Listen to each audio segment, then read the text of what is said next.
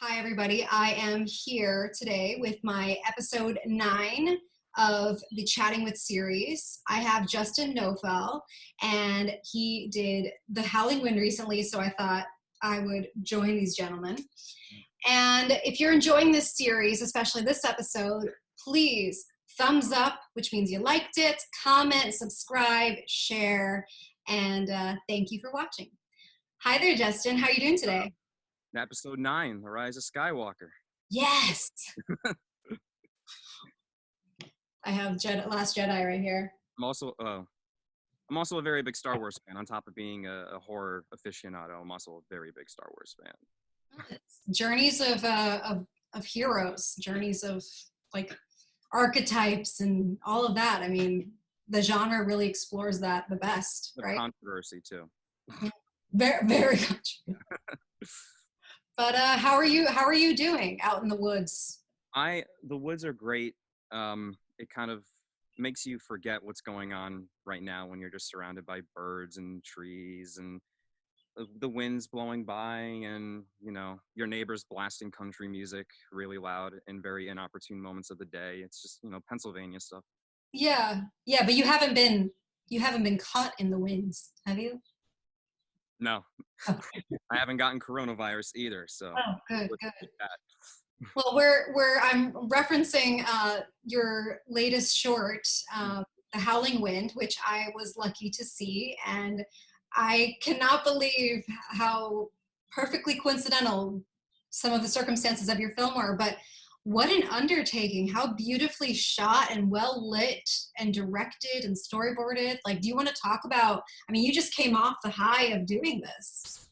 So yeah, I mean, we it's weird thinking back on it now because we shot in early or mid-January. Yeah. And that was before this was like a big thing. This became a big thing in like February, like Yeah. throughout the country, people started to know about it. So in January, it's like, we're making an isolated paranoid horror thriller in, the middle of winter. And it's like 10 degrees in this cabin that we've gotten for the shoot. And during the weekend, the only snowstorm of the winter hit. It was like the second day, the Saturday of the weekend, and by Sunday it was like completely gone. So it's like the elements were very odd and strange. So now cut to March, and it's like, oh, okay, this is real. This happens, But I think it's beyond like the circumstantial elements of it. I think it just shows like how humans are just prone to instant panic. Yeah. And whether it's an earthquake or a virus or an economic situation, we are prone to absolute panic. Yeah. I think especially with horror, that is one of the things to explore, as it's been done many times before. So we kind of did our own little take on it. And so glad you enjoyed it.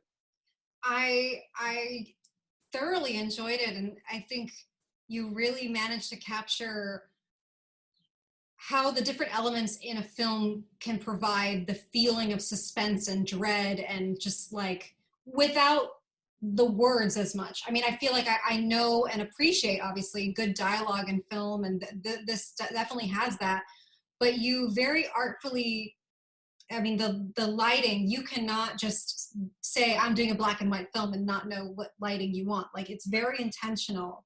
And you're right. Something I discussed with Frank, who was on the show earlier, he and I discussed this idea that it's the people in these chaotic phenomena that are the scary thing. And I think that Romero did that really well. And I think that you conveyed that here too, this idea that it's the people and the way they react to circumstances of uncertainty that becomes frightening. We were my co-director Lorian, who you'll be talking to, she's lovely, love her to death. We were both very inspired by Romero and Night of the Living Dead and Night of the Hunter and the Twilight Zone specifically too, and just kind of the atmosphere and the feel, the vibe of it. But you're you're totally right. And I think what I've been saying a lot to people who have talked to me about it, I say, like, there's an external outside natural threat, but real terror comes from within. It comes from the interactions with people, and it comes from the paranoia of not trusting your fellow human when you're both just trying to survive what's going on out there. So Yeah. out there is not as scary as what's in here. And I think that's a very fascinating thing to explore. That's been explored many times, but each time it's done, it's within a different lens. It's through a different set of eyes, through a different perspective. Mhm. Especially now, it's Yeah, and as viewers, people will watch your film now, and they, depending on when they watch it, they will equate it to either what's going on right now or what went on when their parents grew up or their grandparents. And I think that that's universal art for you. And I think genre makes itself more easily lendable to being universal, because you just create these, you use the archetypes, you use the tropes, you use the framework, and then people can just project, you know. And that's what I did when I was watching that. I was trying to remember when I finished watching the film if they had in detail talked about their socioeconomic status or this or that, but I kind of had just put that on them. I just imagined who they were to each other in society. And I, it's you guys got to check it out whenever it comes out. But you should check out Justin's other work. I got to check out a few of your shorts, which when I was about to watch them, I was like, oh, these are like 2-3 minutes. Like, what can he? Oh shit, he got a lot done in 2-3 minutes. Like, what? we because a lot of the work that I've done has been with Lorian. We kind of were, that's where kind of just we come hand in hand Yeah, creatively. But a lot of what I say a lot is each project that we do or I do individually is an exploration or a an attempt at a certain thing. yeah, So if there's a short film, I try to like each one is a subgenre of the main genre. yeah, So I've made like a slasher short, yeah. and I try to exercise what I've learned from watching slasher movies and loving slasher movies. And then we've done a witch culty witch kind of film that was on Crypt TV. And Armosa. yeah, and that's an exploration, like that's creating your own myth and deities and witchcraft and stuff like that. And then the Howling Wind is more of a uh, um, disaster horror, isolated, paranoid sort of thing. So each short is an exercise in a particular side of the craft. Mhm. Whether one is like, how can I explore editing in this one, or how can I explore dialogue in this one, or just how can I explore cinematography in this one? Like it's basically like a film school on the genre, each thing that you make. Yes, and I think you explore that really well. And I wore this shirt today, thinking about Lorian, because you guys have a very lovely creative partnership, and it's really beautiful to see. And you challenge each other. And I know that part of the reason that we became friends was because you got to be my creative partner. Mm. And it's a beautiful thing when you have people that you can have shorthand with, that you can be able to like keep accountable. And Someone to tell you no, yeah, yeah. which I need a lot. A lot of the time, I need someone to tell me, no. No, I actually had this conversation with Adam Torkel a few Mm. nights ago, and Love Adam. Love yeah, Adam. he's wonderful. He's wonderful. And I was talking to him about how Clay has been writing a feature-length screenplay during this entire quarantine, and I have not read any of it, Mm. but I have been watching movies that are for research, you know. So I'm like, oh, I know what mindset he's in right now, but Mm. I don't get to read it, because I read one script a while back that I've told you about, that I just react very negatively because I take everything very personally when any of the characters sound like me. I just feel like temporarily Yeah, go violated. from your life, But I guess that's par for the course when you're a creative partner. You pull from each other, and then it's how you react to that that Yeah. allows it to keep moving. And I look forward to not only people seeing this, but whatever you guys have next. And do you guys have plans to develop like any feature length fare? Because you are building brick. Those 3 minutes are so much foundation, and then this Fouling Wind, you're so much like a feature. I would love to We see a feature.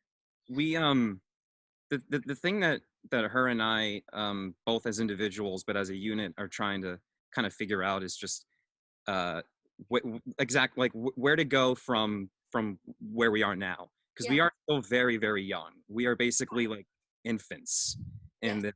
this in the pantheon of whether if you want to call it the industry or the community, however you want to call it. We're like babies. Yeah. So I I think the thing with shorts is, in my belief, because some people kind of have a question of whether or not you should just jump into features or do shorts. In my opinion, for me personally, doing a short or doing shorts at all is really just a test for that feature or future for that feature. Yeah. Because you don't want to do a feature and then, you know, completely collapse under the pressure of doing a feature when you haven't done anything prior to that. And some people can do that. A lot of people can do that. I know so many people that have done that, and it's like, oh my God, you weren't making movies your entire life, you know. But some people like I prefer to know, all right, so I learned several different things by doing X amount of shorts. Now Yeah. I'm going to apply that to the big picture, you know, the big Yeah. thing. Yeah. That's, I mean, maybe that's why we're friends, but that's the same philosophy that Clay and I held. Like, he had a feature-length screenplay and he wanted me to star in it. I declined and said I wanted to direct it. Then he said, but you need to know how to do that. And then I shifted and was like, okay. So we just started doing shorts, and I think shorts are great. And I think that people should find ways to create if they're in the right headspace. Uh, Mhm. because it can teach you. You can learn a lot from even the ones that you don't consider all that great. You can learn a lot. The ones you never show. The ones you may never show, and the ones, and also you know, you learn how to build alliances with people. You learn how to build a network. You learn what you need. I mean, I have made so many random connections on just, oh, I need a person that can do this, or do you know, and you're always talking about it. You're always figuring out that film. And yeah, it's uh it's it's just a really beautiful thing to see that you have not only this partnership but a good perspective, because yeah, you are an infant, as you put it, and there is a bit of a It way to is go. a full beard. And even with a beard, but you've got also a good attitude about it. But I feel like you kind of already went down this path. But you know, as far as your work, you obviously have a love for the horror genre, and the horror genre lends you to explore a lot of things. Mhm. Um, when you're in the mindset to create something new, how does your creative process start? Because I know that from following you on Letterboxd, Uh, and that you watch a lot of old movies. mhm. And do you just get into the headspace of your projects, and then like how does your creative process start? Like when you're, I'm going to do this, and then what do you? Right. What I tend to do, honestly, it sounds strange because it's kind of like trying to win the marathon without even starting the race. Yeah. I I make style guides.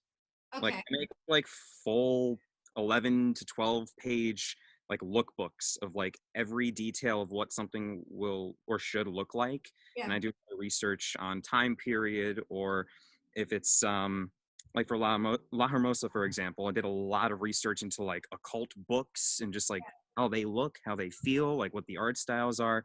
And I spend like the first thing I do a lot of the time, if I have an idea but I'm not like exactly sure about it and I'm like trying to develop it in my head, the first thing I do a lot of the time is I make a title card, and I spend hours on fonts. I just like I play with fonts, and I play with kerning and line spacing and all these, like I make a title card that I feel really good about, Yeah. and it's just the right amount of creative juice to kind of oil the gears and get them turning. Because if I know what something looks like or feels like just from a font, then I know that it's more tangible, and Yeah. that I can then go head deep into something a lot more clearly. If I can see something clearly on that in that regard, then I won't have a problem writing something or developing. And Developing it.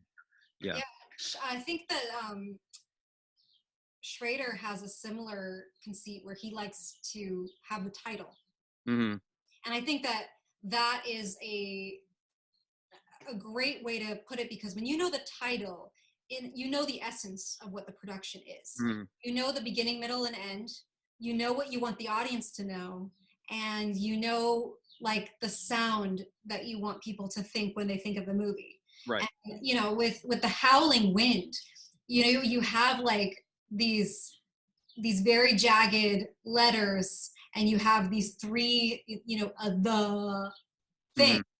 It does start to create a creative exercise. So I think that is a very good. Did you already know it was going to be the Howling Wind, or you thought about the font first, or did you Oh, play around? when it comes to titles, I have like I always have a title first, and then I create the font or the look, Yeah. because it might seem trivial, but if you're gonna decide between like a serif font or a sans serif font, that really could make a big difference. Yeah. So it's like it's really bizarre, it's really weird, and I have a weird, bizarre way of thinking about things in that on that front, but that makes a big difference. If you're gonna make something with the serif font, that informs a lot of what the style you're going. Are you going for a 70s-esque kind of classic thing? Are you going for like an 80s Carpenter-esque kind of thing? Like, that can really add a lot, and that can literally tell you where you're gonna go from there. Oh yeah. I actually learned that a little bit the hard way. We do art direction for a couple of our shorts with the amazing Richard Smykowski, and Clay had written a script, which became the Shadow Scarf.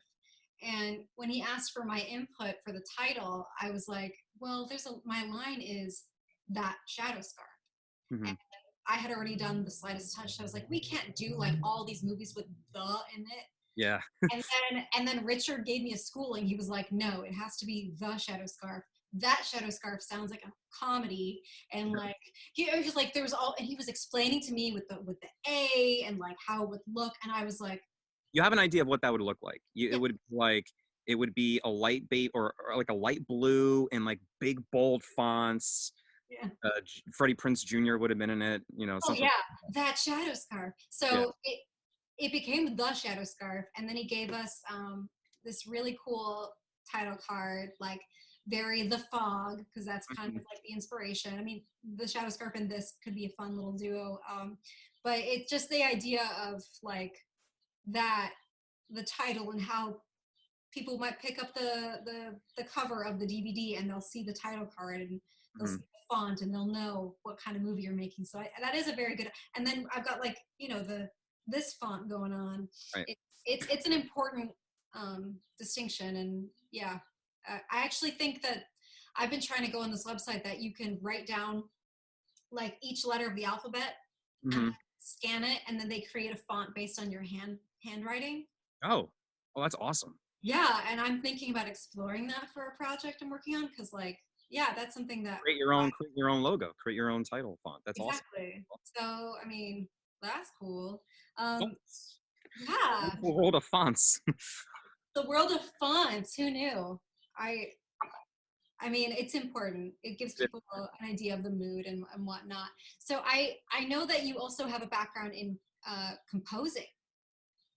Yeah, minimally. I really. Minimally, but like who are your like composing, like I mean, because the music on all of your the score on all of your productions is very tight, and obviously whether or not you do it yourself or you have someone else work on it, like do you have certain inspirations, people that you love listening to get you in that mindset? Yeah, his name is John Carpenter. Oh, um, I think I may have heard of him through the yeah, decade. he likes to put his name at the top of his movies, Oh, so you know it's him. okay. Um, I'll look into him. I might have heard of at least one of his films. yeah, in Memoirs of an Invisible Man, I think he did. He definitely did that one. Yeah. But no, I I'm not very I don't understand music theory. Music theory is like that's like a road that you need to be sure you want to go down, because it is a road. Like, there's a lot to music theory. I don't know any of that.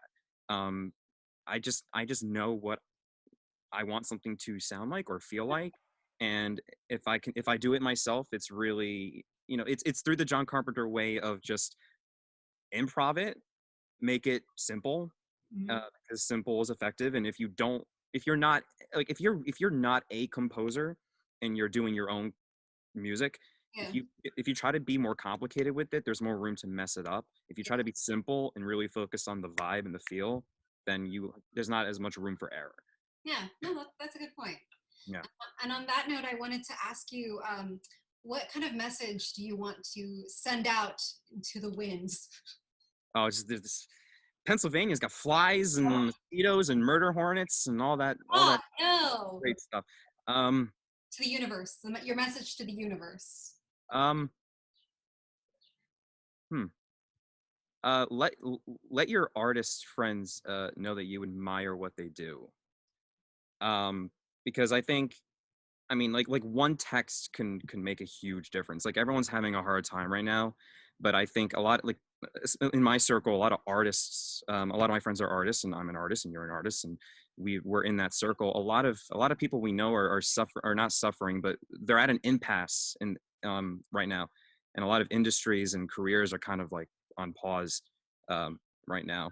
And I think everyone who's an artist or creative, there comes a point in their career or their life where like their battery starts to hit the yellow bar and their percentage is hitting a little bit low, but all it takes is like one text or one conversation about something they made to like recharge it back to like 90% or 100%. And I think probably now more than ever, a lot of people could use a recharging.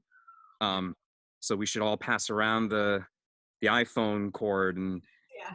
charge each other. And I don't think anyone could have done it better than Joe Bob Briggs recently did on the last episode of the last drive-in. I think he recharged a lot of people's batteries. Oh, definitely. And, that's precisely why I started this. I had so many friends who were about to hit the big time with a major festival, or in my case, we were getting ready to shop features we've been building for several years now. And a spotlight can make the world for somebody when the world has gone dark. And I admire your work, Justin. Oh, And thank you. I admire you and your work as well. Thank you so much.